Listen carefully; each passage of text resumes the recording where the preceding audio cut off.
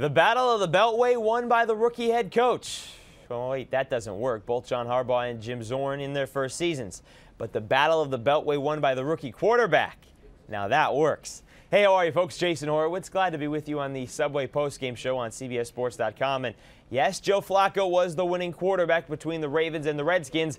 But as per usual with Baltimore, credit the W to the D. 24-10, Baltimore Sunday night knocking off Washington for its 7th win in 8 games. Ravens jumped out to a 14-0 lead 5.5 minutes into the game after Ed Reed returned a fumble 22 yards for the game's second score. That's just one of 3 turnovers that the Ravens defense forced, while holding the Redskins to just 254 total yards of offense, with all 10 of Washington's points coming in the fourth quarter.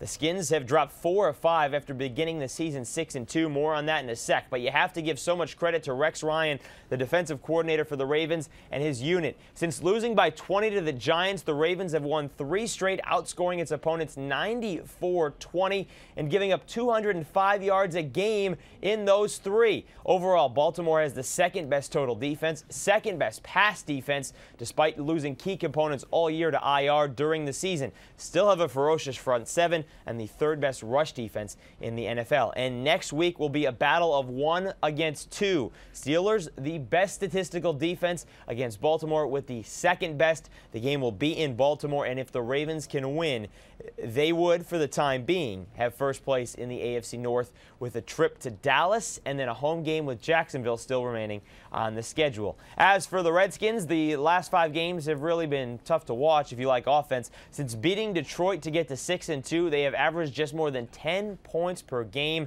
And the rushing attack has been way down thanks to the injuries to Clinton Portis. He had just 32 yards on 11 carries Sunday night, and for the 4th time in 5 games, he was held to fewer than 70 yards rushing. Again, injuries have played a huge role, but Portis had 5 consecutive games from week 4 to week 8 in which he ran for at least 120.